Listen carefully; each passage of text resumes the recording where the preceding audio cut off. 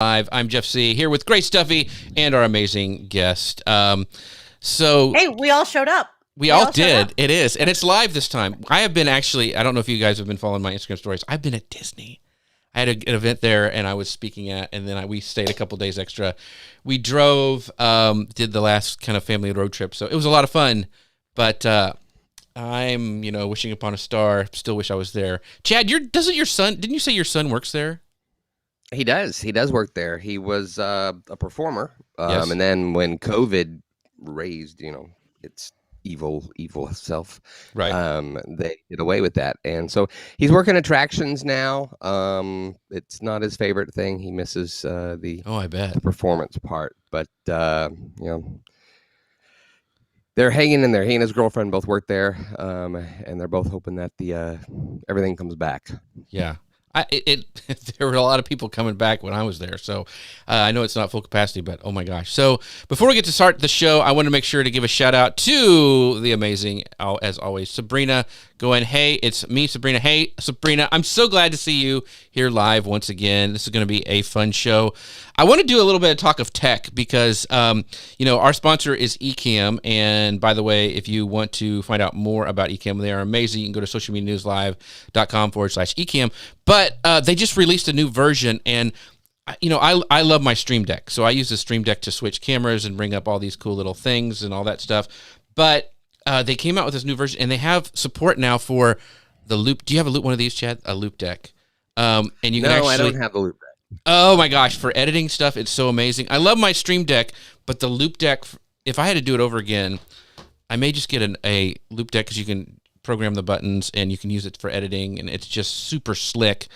But anyway, that's me. But is the loop deck an Elgato product as well, or is that no? It's a different. Okay. No. It's a different thing, but it's so slick. They have one that you can doesn't have all the. What I got it for is the wheel at the bottom, so I can really quickly go and scroll through stuff. And these are all programs, and they all change depending on what program you're in. So if I'm in Premiere, it changes the buttons, and I have these analog because I'm an old man that I like to flip switches and move things. That's really, really cool. But it all switches for whatever program you're in. So I love it. So, but they have support for that now. If you are an Ecamm user, you can program it all and it all work, and it's just stinking amazing. But I want to talk about really quick what Chad has on his ears, because I saw when we were in Denver, you let me put those on, and I went bananas, and I actually bought a pair. I use your link, by the way, and they're amazing. So talk about what they are. You're using them to monitor as we actually doing this show. So tell people what they are. Yeah, so these are the brand is Aeroplex. They're Aftershocks. Compression. Yeah. Or Aftershocks. Yeah. I think Aeroplex is the model. Right. So they don't go in my ear, right? They I don't know exactly how they work. It's something with the bone, in your ears and whatever. And so they're safer for your eardrums when they're not in your ear, and you can hear what's going on around you when you wear them. And the sound is great. It's not noise canceling, but that's part of the point, is that it doesn't cancel, so that you can still hear somebody sneaking up behind you or be listening to music while you're having a conversation with someone, whatever the case may be. And they're incredibly light. I forget I have them on. Yeah. So the thing that's amazing for me is I use them when I go walking, because I don't want to be plastered over somebody's windshield, because that's the thing. It's like they get really close, and this way I can hear them and jump, hopefully, out of harm's way. But anyway, we're going to start. We're going to hit play on the podcast machine, record on the podcast machine. But I want to do a shout out to Marissa says, hey, friends. Hey, thank you for stopping by over on LinkedIn. And our good friend, Ian Anderson Gray, he says, jolly hockey sticks from the UK. That's jolly hockey sticks to you. I don't know what that means, but I'm trying to picture Ian with a hockey stick. You just can't. You got to take that image out of your brain. So anyway, I'm gonna hit record on the. By the way, we would love it if you guys would share this across the socials, and also we're gonna be talking all about storytelling, which is huge for businesses today. What that means, and if you know somebody who would be really interested in this subject, feel free to mention them down below. Call them into the conversation. Even if they can't watch live, it'd be great if they could watch the replay, because we are in here answering questions, and I know Chad is going to stick around as well. So, Chad, pronounce your middle name. Chad. Yes. You need my mother's maiden name. Your mother's maiden name. Yeah. What is it really again before I say it right on the podcast? It's Ia Peterson. Ia. Okay. That's what Grace did. I just want to make sure. I put it in the show notes for you. I saw it, but I just didn't trust you. That's my fault. Phonetically? You put it phonetically? She does. Because I am horrible at this stuff. I put all the names in phonetic syllables for him in our show notes. That's awesome. I never get to say it. I rarely get to say it because the only time I really even give my last name is if I'm checking in somewhere, right? And so they say, "What's your last name?" And I just immediately just go ILLA because they're going to ask me anyway. Yeah. So good. So she was right. I was just double checking. So I'm gonna hit go on the podcast recorder. Thank you guys all for joining us. Feel free to ask your questions. We're going on today, and we will get started. Welcome to Social Media News Live. I'm Jeff C., and you're not. And I'm Grace Duffy, and this is the show that keeps you up to date in the world of social media. Today, we're joined by Chad Peterson, and we're going to explore what storytelling means for business. We're going to be covering breaking down the elements of what makes a good story, tips on how you can improve on the skill for yourself and your job, and why your brand needs a storytelling strategy for 2022. How are you doing today, Chad? I had so much fun hanging out with you at Denver. I'm so glad that we got to have you on the show. I know it's been a long time. A lot of people, since we got to hang out, a lot of people don't know that Jeff C. and we go way back. And actually, the way we met is, I think it was like 1997 or so. I was Jeff's stunt double when he was the floor manager at Chuck E. Cheese. That's right. Oh yes, exactly. He was the animatronic, wasn't he? That's what he was, right? I acted as, yes. So we're going to be talking about storytelling, as you can tell. But if you don't know who Chad is, following a hardcore snipe hunt, a botched pizzeria robbery, 2 years in a bear suit, and several moments atop a 6-foot unicycle, Chad Peterson, a.k.a. the Story Catcher, discovered the compelling power of stories. And today, Chad helps you find and craft the stories you didn't even know you had to create deeper connections and open a portal of belonging. So now Chad he's funny and he's got a quirkiness about him, but I was so impressed with your speech at Social Media Day Denver. So, I really was. That was a great presentation. You are a natural storyteller, so I'm excited to have you on the show today with us. Oh, I appreciate it. That means a lot. It's no butt massage story, but Yes. Well, we'll get into that later. Grace, okay. Yeah. Okay, Chad. In this hardcore snipe hunt, this botched pizza robbery, and these 2 years in a bear suit, how did you discover the compelling power stories? How did you become the story catcher in all this? Wow, that's a great question. I don't know that anybody's ever really asked me that one. I think it just became, in my career and the quirky path, it's sometimes the unplanned things that end up being the best things, which is actually kind of what I share with people with their stories. It's the things you didn't realize were there.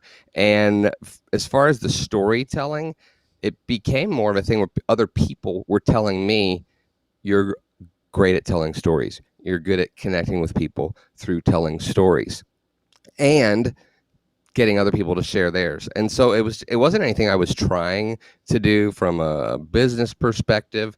It was me just kind of being me, and then other people being bold enough, I guess, to say, hey, there's something there. So I guess that's how it happened. I was raised in a family and with some friends who kept me on stage. We did a lot of theater. It's just become a natural part of me. It's just, I don't know. It's crazy. Well, you are a natural storyteller, and some of our friends are here. And Gabe says he was wonderful guest on with Mike Alton.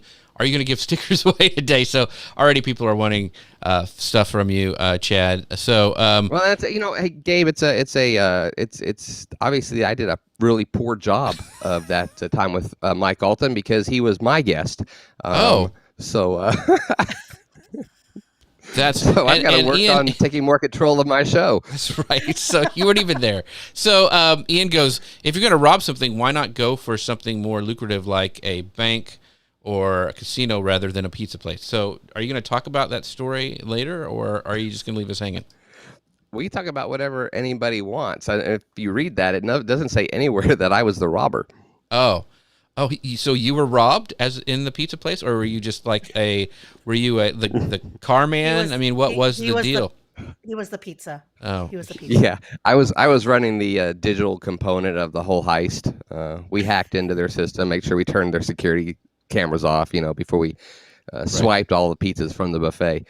No, I was actually, this was way back in the 90s when I was a young guy, and I worked for a pizza company, a buffet style pizza place, and I had just locked the doors when three guys showed up, masks on, wow. and machetes, which was actually, to me, seemed more scary than the gun component. Yeah. It's like, wow, this if you're gonna kill me, I'd rather it be quick. Maybe they brought them to cut the pizza. I don't know. Right. They weren't able to get in, and that was where the botched component of it was. But it left a scar for sure. Well, I can remember we had one employee with us. He ran track, and I told everybody to go to the back, and he went to the back, and then he ran out the back door and took off, which we had to obviously get on. Lock the later. door. Did he lock the door behind him, or did he just leave it wide open? But it automatically locked. Okay. But it's like, dude, you didn't know if anybody was out there. Yeah. It's like, way to be a hero, bro. Like, there you go, Ian. You chose fight, and he chose flight. So there you go. That's right. So as we get started, so one of the things about storytelling is, you also want to tell a story visually. And one way that you can do that is with our pals over at Ecamm, who's helping produce this show. You can find out more at socialmedianewslive.com/Ecamm. They're the ones that allow me to do all these cool camera switches, bring up these lower thirds. And, and actually when I record it, it separates the track from my podcast. There's so many cool things. They just had a new release. So make sure if you haven't checked out Ecamm in a while, you need to go check out because they've got a bunch of new features. You can find out more at socialmedianewslive.com/Ecamm. By the way, so we've got some great comments already coming up here. So Grace, I'm going to kind of steal your opening thunder here because this is a question I think, and this is from Marissa, that ties right into what you were going to ask Chad. Yeah. But Chad, how do you determine what stories are the ones to tell? Wow, that's a tough one, because depending on the audience and what the goal is, obviously that plays a big part. I've told stories before that didn't resonate, but at the end of the day, my personal feeling on it is that as long as it's appropriate for the situation, right? You don't want to tell about your wild escapades during your college years if you're teaching a 6-year-old Sunday school class, right? You just want to make sure everything's put in there. Yeah. The right, probably not. I'm going to go with definitely not, but we're all different. So context plays a big part of it, right? But at the end of the day, when you share a story that's yours, you're sharing a part of yourself, and nothing builds relationships and connection better than when you're sharing a part of yourself. We're built for story. We're wired for story. I often, start out a presentation giving a shout out to mom, for all the nights she tucked us into bed and read that latest white paper or Google study. Right. She didn't do that. She told us stories because they comforted us, but they also connected us. Stories are just, for me, Jeff and I will always have Denver, Yeah. And there'll be a story there of how we met. So determining which ones are right, it's Marissa, it's just got to come down to the context of what the situation is. Good. Go ahead, Grace. I'm sorry. Oh no, I was like, so building on this in many stories, because we are talking about a storytelling strategy for your business or a brand. And in many cases, stories about businesses and brand tend to be about personal struggles on the way up. I'm thinking about How I Built This, right? One of my favorite shows other favorite shows that I listen to. And all of it is really, and sometimes they're funny, sometimes they're poignant, but it is all about the struggle. Do stories necessarily have to be sad or traumatic to resonate? I mean, I know some people uh, tend to be more private than others and don't necessarily want to talk about the awful experience or make an awful experience the cornerstone of building their brand or building the story of their business. Like, do they necessarily have to be about struggle? No, of course not. I mean, the struggle. That's an interesting word for a story to be compelling, and to truly be what purists, I guess, would call a story. There does have to be some kind of obstacle that was overcome, right? There's always a hero in the story, that main character, and there's a goal, there's something that character is wanting to achieve or make happen, or sometimes a conflict or something that has gotten in their way. So there has to be something in the way. It doesn't have to be successful either. That's another thing. The story, to be a story, doesn't necessarily have to end with triumph. Sometimes they end with it didn't work. Um, it's what is the audience going to connect to in that particular moment. There's lots of people who have failed. We've all failed. And so sharing stories of moments where you didn't overcome the tragedy or you didn't make it to the goal. Maybe you learned something, though, along the way. And so you're sharing that story, and other people who've been there, now they don't feel alone. Now they feel connected to, you know what, this guy's doing well, but he had moments where he failed, and he's also willing to share those as well. They can be funny. They can be somewhat appear to be completely irrelevant. When I share the snipe hunting story that Jeff heard, is it really a business story? No, but it talks about my character and who I am as a person when it comes to saying I'll do things that I'll say I'll do. There's not any business component to it. It's just a fun story with a little bit of a message. So right. So one of the things, so I just spoke when I was at Disney at Momentum with Lou Mangello's community, and we did a kind of a storytelling workshop. And one of the things that I think is important, I think you need to have an elevator pitch, right? You need to have like what your business is and what it's about. That's important. But one of the things I encouraged in the workshop is we got everybody together and went around the table and talked about what's their story. What's that thing that connects people to you? Like Lou's story is he was a big shot lawyer, wasn't happy, kind of gave it a really cushy, lucrative job up, and did this thing at Disney and made it successful. That's his story. That's his in a nutshell, and that's what everything kind of filters through. So I think it's important to, for us to figure out what our story is. And I talked about signature stories. Like I talked about my chiropractic story that you referenced at the beginning. And I tell that story all the time. One, because it lets people kind of relax and kind of know who I am. It's okay to laugh and that kind of stuff. But it's one of my signature stories, and I have a couple of them. And Sabrina says, like, here she goes, I have a million stories. And I think a lot of people have all these stories. And like you said, like some of them don't have anything to do with business. But let's break down kind of like the elements of a good brand or business story. So talk to us a little bit about it, like story structure, mechanics of writing or producing a good brand story.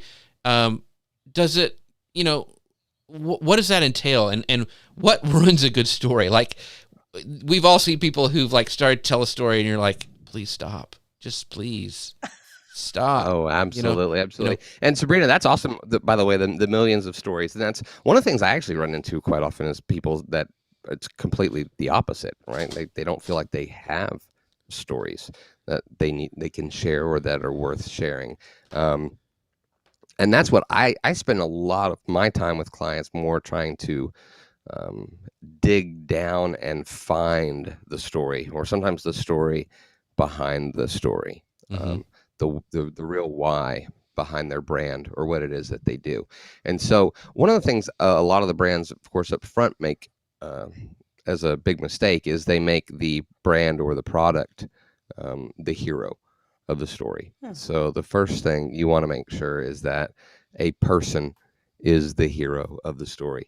If it's your story, it would be you. If you're sharing somebody else's story, they were involved with your business or your brand, then it's theirs. If it's a customer, then they're the hero, unless somebody that works at your company was their hero. But the product is not the hero. The example I give, and I guess some of these younger generations now haven't seen Star Wars, so I'm starting to realize that, and that's become an incredibly painful thing to deal with. But when you go and watch Star Wars for the first time, the old ones, you leave, you want to be able to use the Force, but the Force isn't the hero, right? You want to be Luke Skywalker, and you want to be able to use the Force. And what a lot of brands instead is they would make the Force the hero, and you can't connect to an object. You can't connect to a brand. You connect to people. So that would be the first thing. So I would make sure that you're the hero. And if whatever the product is that you're selling or using helps you achieve what it is you're trying to do, then that's the tool, the sword in the hero's hand that helps them slay the dragon. So that would be the first thing, is make sure that you've got it crafted from that perspective. So I want to just ask about that. So you talked about, not the Force is not the story, it's the tool. So there's also the flip side of and you said to make the story about yourself, but a lot of times you can go too far, and we've all known those people, and we've seen them, especially on social media, of it's always about them. So how's the balance of when you tell a story of connecting, and you even mentioned at the beginning talking about the struggles, like when things don't actually work always the way you want them to, and having a place where people can connect with you. Where's the balance of that? Because I've seen it go the other way. It's like some of those posts, and we could probably name names if we needed to, of it's always about them. It's always perfect. It's always, buy my stuff, but it's about them. So, I mean, how do you find that balance? Yeah, that some of that I think becomes deeper than just a storytelling strategy that can be taught. Some of those, in some instances, a lot of those instances, I think that goes deeper, just into the individual person and who they are. Gotcha. Some of us are just very much about ourselves and about who we are, and making sure everybody knows how great and wonderful we are. We put on these personas, and make. I think that goes deeper than just a storytelling component. The best. At the end of the day, the purpose of the story is to build relationships that are founded on a deeper level of trust that then make people say, I want to do business with that person or that brand or whatever the case may be, that they relate to it. They get me. So I would say that while, yes, there's moments where you need to share your story, the higher level thinking and the goal, Mark Schaefer would agree with this. His book, The Uprising. Right. I'm sorry, that's the event we go to. Marketing Rebellion is the book. That the word of mouth and the customer story, it needs to become the marketing. So the next level of that would be to start searching out and asking other people their stories as they relate to your brand. If you can get those, that's much better. I mentioned the window or the portal of belonging, and there's just nothing more strong than asking someone else their story. So that would help you get away a little bit from yourself. So Ian, yeah, I know we're asking all these deep questions, and it's just, I'm gonna put you on the spot and get these deep questions. So Ian has that's this. Fine. And then this is from Ian. Ian's a great example. Just the egotistical self. Oh, sorry. Did you say he's watching? Yeah, he's here. Oh. So he goes, this is a great question. Do you think we are too close to our own situations to effectively tell our own stories? So perhaps that's why we need people around us to help tease out those personal stories. One of the things I did in that chiropractic story that we referenced before came from is I asked friends, like, what is a funny thing that about me that a story that I've told you that I think I should do. So I kind of crowdsourced what I should talk about in my presentation. So would you, like Ian says, are we too close to our own situations? What would you tell Ian to do if he's having trouble finding a story? Ian's spot on. That is consistently the problem, is we're too close to it. Not only from two perspectives. One that you brought up, Jeff, that we become so self-centered that we don't realize how egotistical and arrogant and obnoxious we're sounding. Right. But the other side of that is I don't have stories. And the problem that happens there is that's everyday life, right? You're just living life, and you don't recognize those little moments that actually might have a story component to it. So as you get to where you can start to recognize those, one of the things I encourage people to do is to keep like a journal, or I use a Google Sheet, on my phone, and either at the end of the day or in the moment, if you can, just jot a few things down of, wow, this happened today.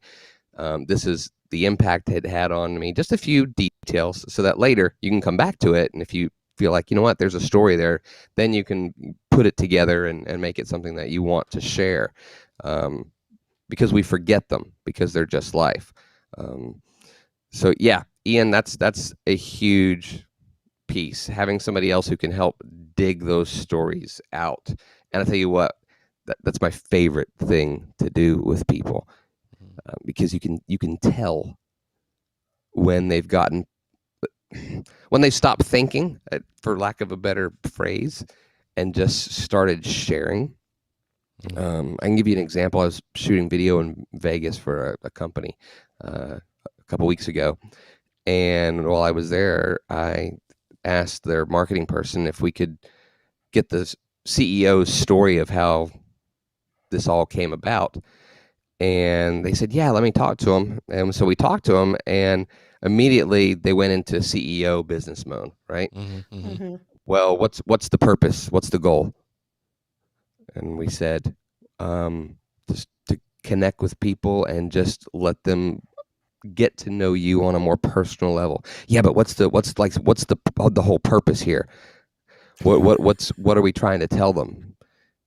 And their marketing person, bless her, she said the best thing. She goes, "We don't know yet." That's right. Yeah. And I'm like, yes, that's great. He's like, well, what is it that you want me to say? What's the script? And then I was like, okay, now I'll be bold and I'll say the same thing, right? We don't know yet. And so I started to explain to him, I'm going to ask you some questions, and I'm going to just dig deep. I'm going to dig deep, and you may tell me something, but I'm going to ask you, well, why did you do that? Well, blah, blah, blah, blah. Yeah, but why? Why did you make that decision? What was going on? And I remember vividly, we sat there and we started talking, and he started giving this, this is how we started, and blah, blah, blah, and we wanted to connect people, and blah, blah, blah, blah, blah, blah, blah, and we just kept digging and digging, and then all of a sudden, his body language changed. He went from, to he was leaning forward, and there was like this twinkle in his eyes, and he had a little smile, and just his whole demeanor changed as he started to remember this moment he hadn't thought about in a long time. And he started laughing and making little jokes, and he forgot he was like CEO guy. He forgot the camera was there, and he just started sharing this really cool story of how he came up with the idea of what it was he wanted to build. In fact, he even got so loose with it that there was somebody who had kind of let him down, but because he was let down, it caused him to come up with the idea. He was like, I need to remember to send that guy a thank you note for sucking. You know what that reminds me of is when you're an adult and your parents start telling you real stories about what actually happened, Oh like yeah. growing up, like their stories, and you're just like, "Whoa, who are you? What is going on?" Yeah. Gary has a really great question here, Chad. He asks, "What if your customers are large, corporate, and reluctant to go on record or secretive about telling their story?" And I understand this working for a software company. I know that a lot of our listeners here either run or work for B2B or service based where they're trying to empower their clients to do something, but they don't necessarily they're pretty reluctant to talk about what they're doing or what they're, what I guess secretive about telling their story. Yeah, that's an interesting one. You know, there you obviously there's articles, there's books, there's all of these things, that you could send them and tell them and blah blah blah. But one, they're probably not going to read it, and two, if they do, they also may not buy it. Honestly, the best way is you have to be a little sneaky, and that you do. You have to be a little sneaky. If you can get your big client and the people who are, the ones with the, their head up their butt or whatever you want to call it, that they're just Right. so tight-lipped. They're, we have to keep this image or whatever. If you can get them alone or in a setting where you can just talk with them, then if you lead the discussion right and you make it about them, because I don't care if they're all secretive, deep down they want to tell it. They want to share it. They want to talk about themselves. We all want to. We love when somebody else is interested in us. And I've had moments like that where I've sat and had those conversations and just started talking about them, and they started sharing. And when they started sharing something, and you start digging and say, well, so what was it about that? Why did, like, I feel like was incredibly important to you. Why was that so important to you? Well, actually, when I was younger, blah blah blah blah blah, blah, blah. Wow, how did that happen? What was the situation? You start digging. They don't know you're digging. They just think you're interested, but you're also digging. And at the end, that's when you have to make them realize that was so impactful. Yeah. Thank you for sharing that with me. I feel like we've been doing business together, but I feel more connected to you than I ever have. That was incredible. And not only that, but like, I even think differently about your business now, that understanding that part of it, we need to share that with others. If they see how it affected you, then you can try to sell them on the fact that it will do the same for others. That's what I've done. So, but to just tell them you need to share your story, they're like, whatever. Just have a conversation with them and get the story. So real quick, because you mentioned you're doing video. One of the things that I used to do, and I don't know if this is ethical or not, but I did it, is that I would turn off the red light that would, that the record, most cameras had a red button that would flash, like when you're recording. I turned that off, and I would set up the camera beforehand, and I just ask, like what you were doing, asking those questions, go like, well, why did you do that? I mean, like, yeah, they're getting set up, and I would record it all, and that's when I would get most all the takes and everything that I would want to. And so, and a lot of times they would say, okay, when we start, I'm like, I'm done. I've got what I needed. And they're like, what? I was like, I was recording the whole time. And they usually, I never had anybody get mad, but you may use that a little bit to, be careful, but, let them know that you're recording. But I don't know. Have you ever done that, Chad? I mean, have you ever said, oh, by the way, we've been recording the whole time?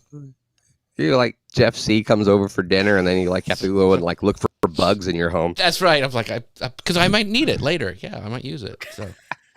No. I've never done it like that. I wasn't sneaky about it. I would just hit record and turn off the red light, and I'd be talking to them. That was it. I wasn't I wasn't bugging their office. So Grace, all this stuff before the show, it's recorded. But we've done.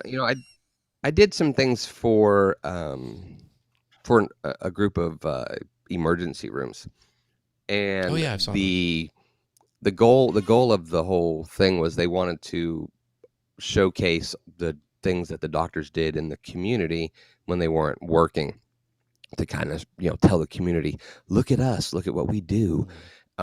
We love the community. And so first of all, the doctors, none of them wanted to even do it. Right. They didn't want to be on camera, but they kind of got like this directive from the higher ups, you're going to do it. And so I got them with the camera. Now, when I'm shooting things like this, I actually will use a phone.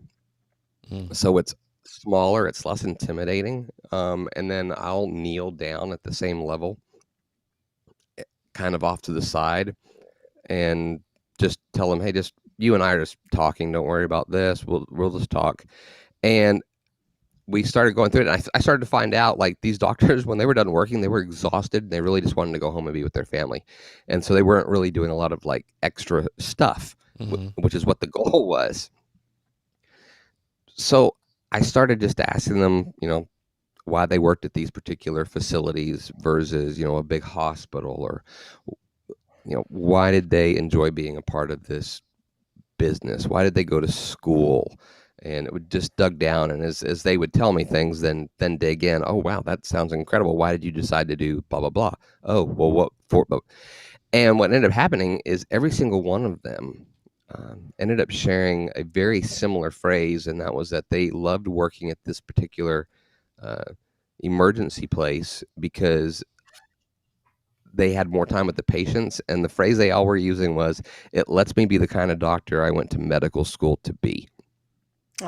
And by letting them share their stories and their journey as growing up and wanting to become a doctor, and then finally ending up here, that actually, so it ended up turning into a whole new campaign. They forgot the camera was there, though.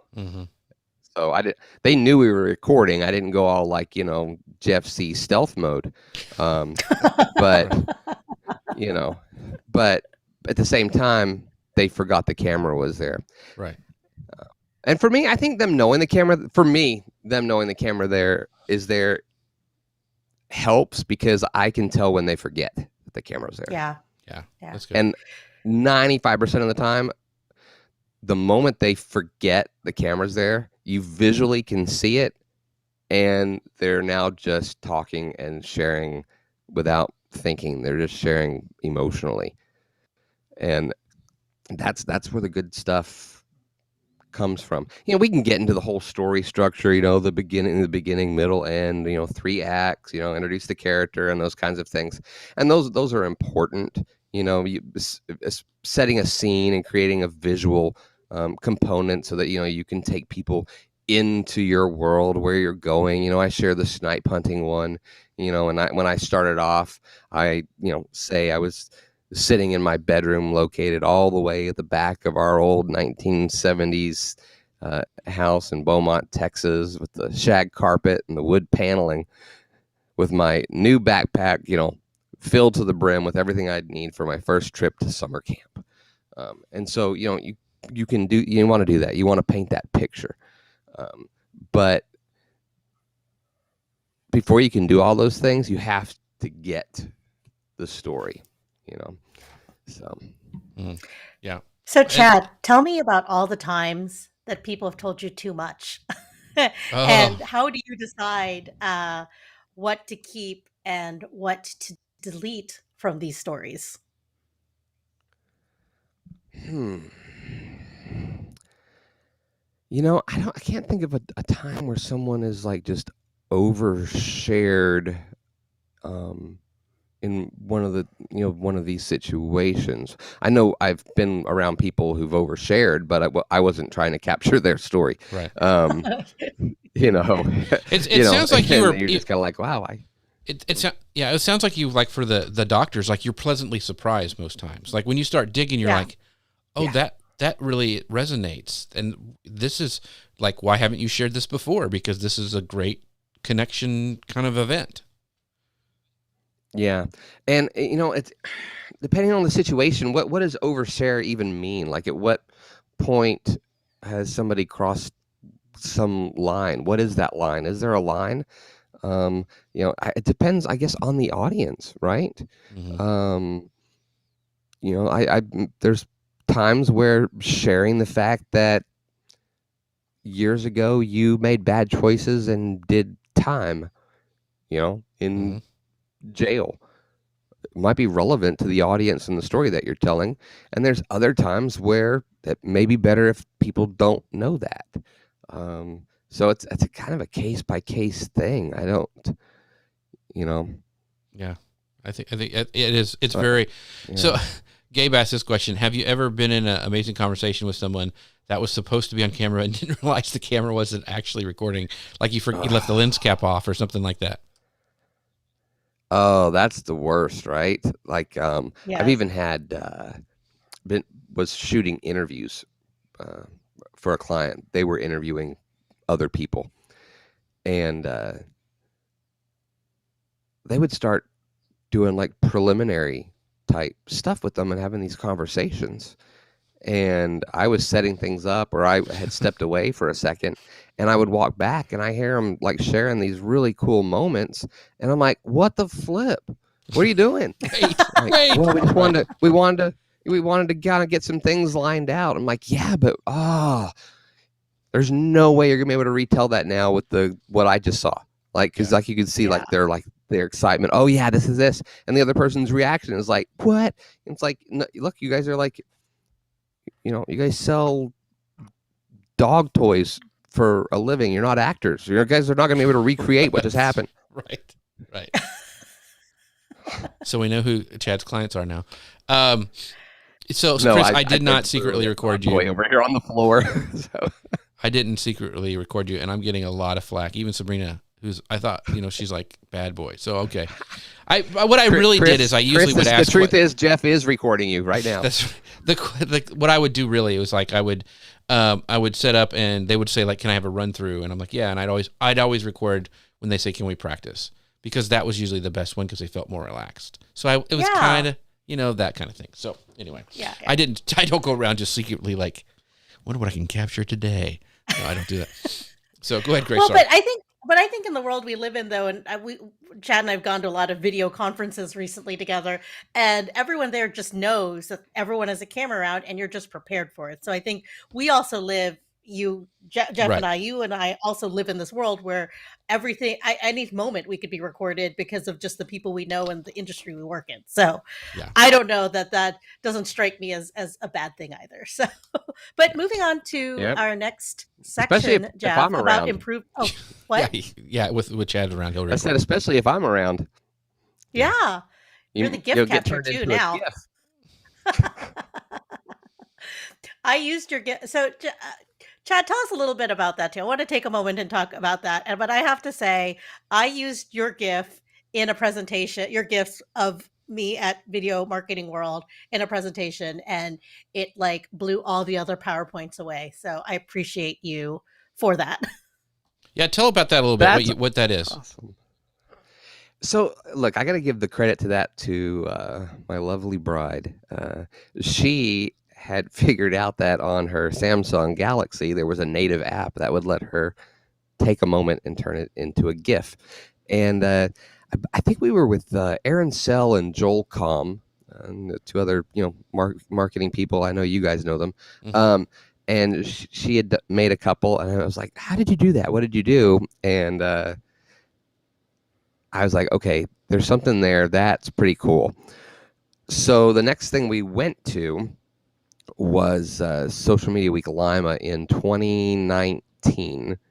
And I shot just random video while I was there, and then started going through and editing it and thought, wow, there's some moments in here where people are making some really quirky moves or doing something kind of fun.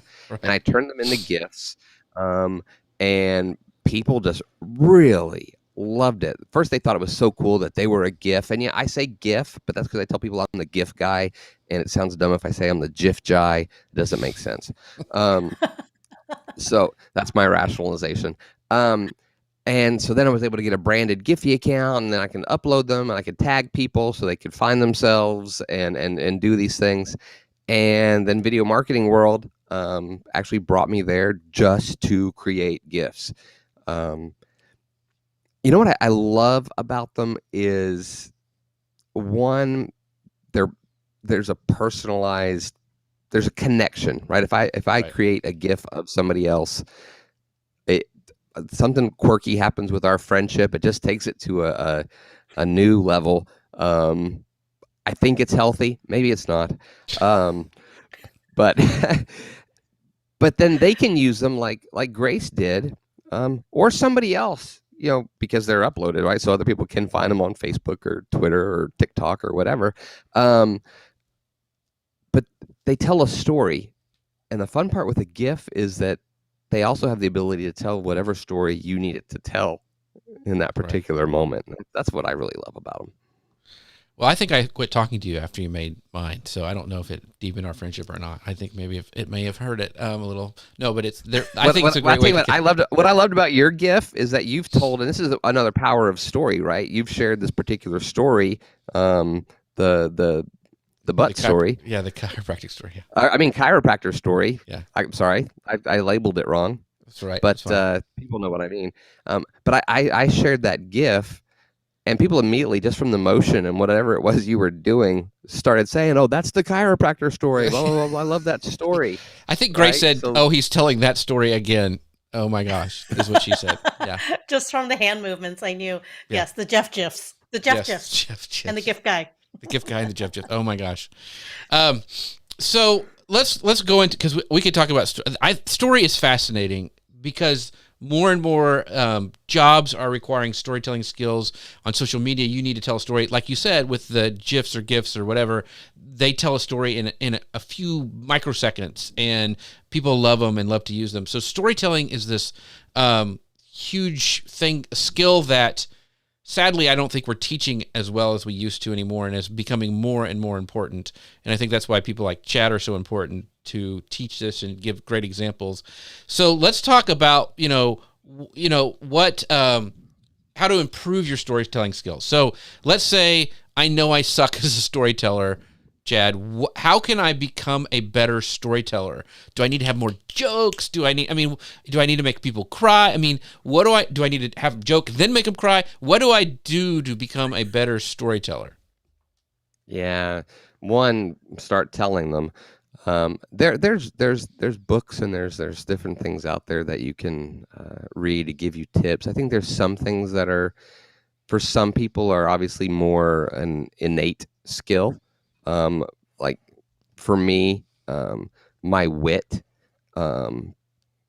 is just something that kind of comes naturally, where like when you're around Jeff, you can tell it's like more forced, and it's made up. Yeah. But that's the biggest thing. I would tell you probably the best book I ever read on storytelling. I'm not saying I've read them all, but one of the things that would always drive me crazy is reading a book about storytelling that didn't use stories to tell how to tell stories. Right. It became too textbook, and there's a book called Storyworthy. In fact, you can see it like kind of above my head back there, actually.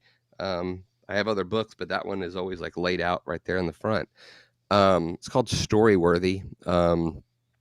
And this guy's won, multiple awards for his ability to audibly tell stories.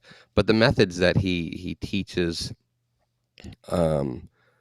are incredibly valuable, and he uses story to do it. So you're looking and reading stories while you're learning how he sucks people in using different methods.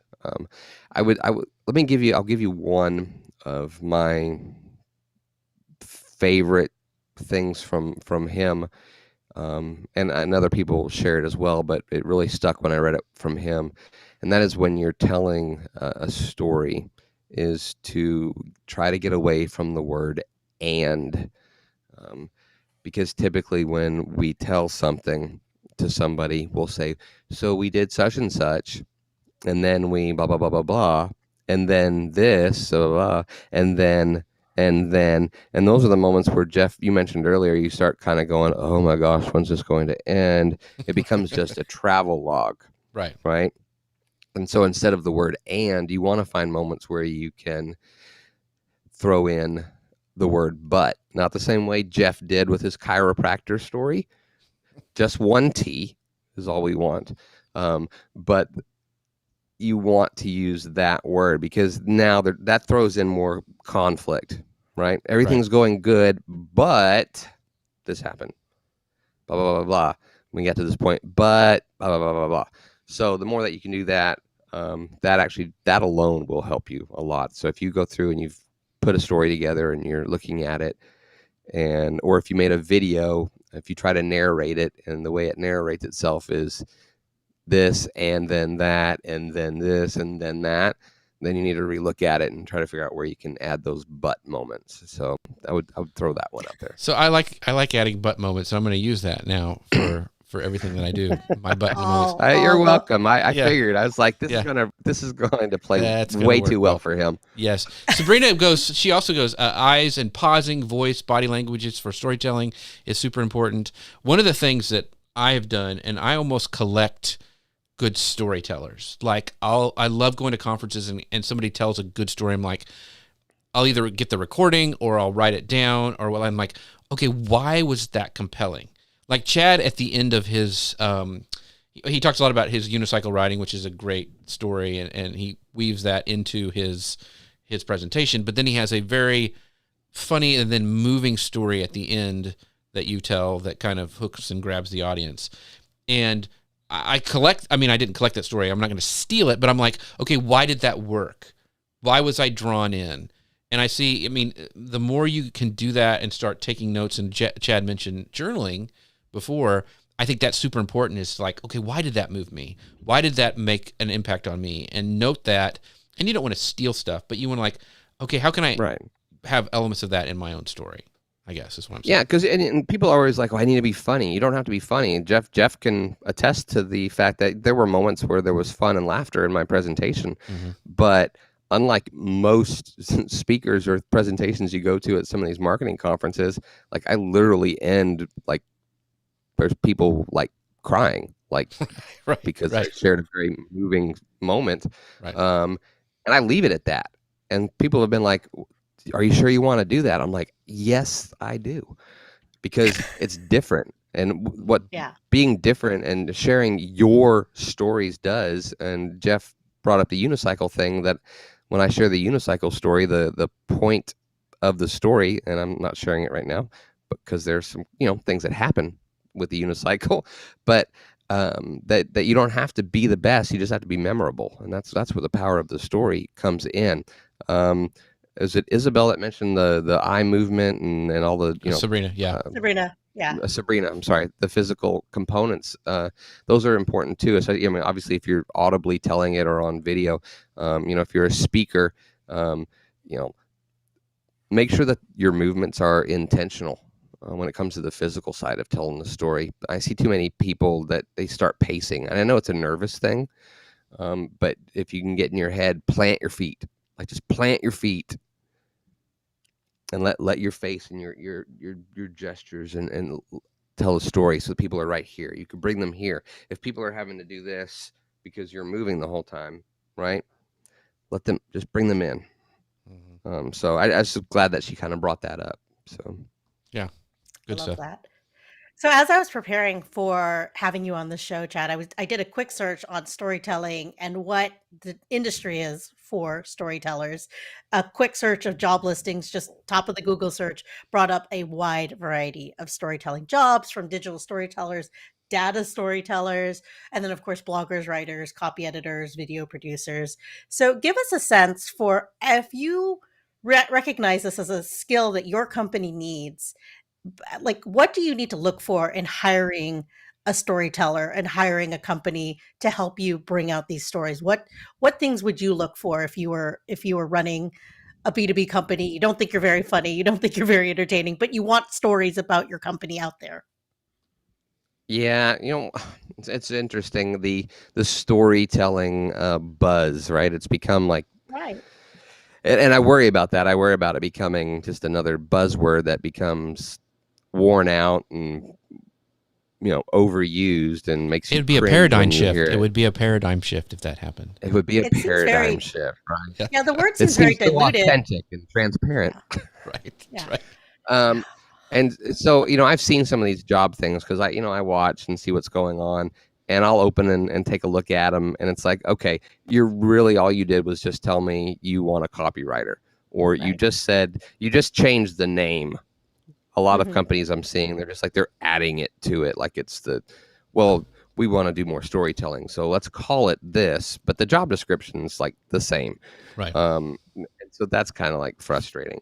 But as far as skills, I think you want to look for somebody who sent you a resume that tells a story immediately. If they're sending you resumes or things that just list, I did this, I did this, I did this, numbers, and don't give at least some kind of a short narrative or explanation of how they did it, then they're probably just not natively prone to tell things as a story. Give them a situation when, if you're talking to them, ask them, this is what I would ask, as how did you end up here in my office? Right. That's a good one. That Well, right I took a there, bus, and and see then how I they did can this, tell it. and then I did that. Right. I don't know. The door Right. was open. And I that's just walked and then in. I did that, and then I did that, and then I did that, right? Yeah. And But so, Just kidding. oh wait, now But- maybe there's something there. Yeah. But I went to a chiropractor. I'm not saying that, because might be somebody who can be taught the skill, but if you're looking for people who just natively are storytellers, then if you ask them that question, how did you end up here today? And you can tell by the way they answer it if they're just going to be the analytical, well, I took a bus or whatever, like you just said, or, well, as a kid, I was always drawn towards blah, blah, blah, blah, blah. I don't know why. I just like numbers. I remember a time when I was in middle school and my teacher put this complex problem on the board and everyone seemed to struggle with it, but it just came to me and I don't know why. And so I started competing in these contests, but then I also realized that it wasn't cool and blah, blah, blah. It's just, Right. you could tell by the way somebody answers. That would be the question I'd ask. How'd you get here? So I think so we're going to talk really quick because we don't have much time. And it's funny because Sabrina goes, can this session go for 2 hours instead of 1? So Sabrina, we will definitely have Chad on again because this is a fascinating thing. And it is something that she wasn't talking about you, Chad. She's talking about me. I get it. Just so you know, Sabrina, he's filming you. Yeah, that's right. Exactly. The thing is I think one of the things that I think most people, and we're going to talk about this really quickly, building a storytelling strategy, is that you're scared to tell your story because the story is personal. And I think it's easier to go, yeah, well, my business, what we do is this and this and this. And what do you do for your business? Instead of going, why I started the business is because I wanted to help these types of people. That's more vulnerable. And I think, yes, it's scarier to do, but that is where we can connect with people. Like I saw Chad, I always thought he was this weird guy with a fedora at Social Media Marketing World and stuff. And then I heard his story and we sat down each other and we talked. We're like, I did the same thing, or I'm doing the same thing, or I connect this way. Mm-hmm. And it was because we told each other stories and we connected through that. And so that's going to become more and more important. So sorry, Grace, I went on your section here, but you go ahead. So throw one more thing out because I know you're going to run out of time. I do want to make sure people get that whole portal of belonging component. Yeah, talk about that. There's power in sharing your story, but there is so much more power in asking someone else's theirs. So just make sure I throw that out there. Yeah. So go ahead and ask your question, Grace. I'm sorry I jumped on your. Oh section. no, it's fine. I was compelled by the story, so I think that's what there we happens go. is you get lost in it. I'm like, I don't even know what I was going to ask. I guess wrapping this up, tell us, Chad, where we can find out more from you, about you. Megan just dropped in the comments that you're going to be in the Making a Marketer podcast soon. So our friend Megan Powers runs that podcast. So do check it out, called Making a Marketer. So where else can people find you, Chad? Thestorycatcher.com. Like any good solopreneur guy, I have a website, but I really need to do more work on my own stuff instead of everyone else's. But it is there. You know, I'm on all the socials. You know, if you want to be the businessy thing, and you know, hit me on LinkedIn. But honestly, guys, I am all about sharing like my story and who I am, and I have no problem with somebody reaching out to me, and if they message me on Facebook and say, hey, I saw you on the show today, I'd really love to connect. Let's be Facebook friends as well. I spend probably more time there just because I feel like it's more personable for me. I'm not a spammer. You're not going to get blasted with a bunch of in fact, I mostly tell people, go try and find some spammy business thing that I've ever posted, because I just share me, and I'm just about the relationships that we can build from stories. That's literally how my business has been built, is from that. Right. So spell your name, because I know that that's how people are going to find you.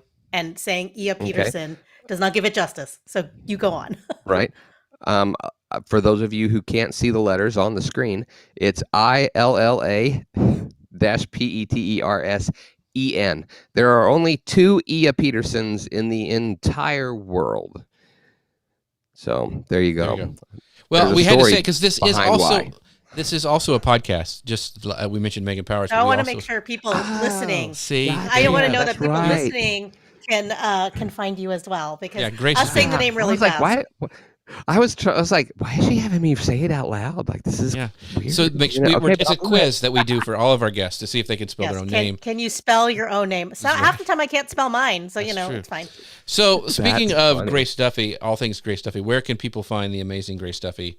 You can find me here every Friday with Jeff, except when we do turkey things and Christmas things and New Year's Eve things, because the holidays are coming up. But I do work for Restream, which is a happy little partner goes well with Ecamm, our sponsor. So you can find me over there, over at the Restream site and YouTube channel and everywhere else.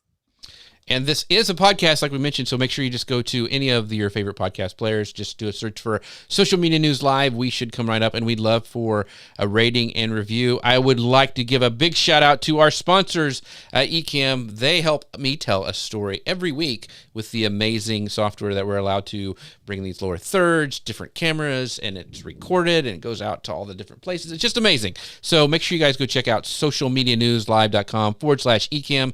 Check them out. They're an amazing company. I love them to death. And don't forget, our next show is Friday, December 3rd at 11 a.m., 10 a.m. Central. And you can always find us on YouTube, Facebook, LinkedIn, Amazon Live. Thank you guys so much for being here. Thank you, Megan. Thank you, Sabrina, for all you guys' questions and comments. Gabe was here, and Chris, and all of you who show up every week. We would not be able to do this show without you. Thank you so much for being part of the community. And with that, we'll see you guys next time. Bye, everybody. Bye, everyone.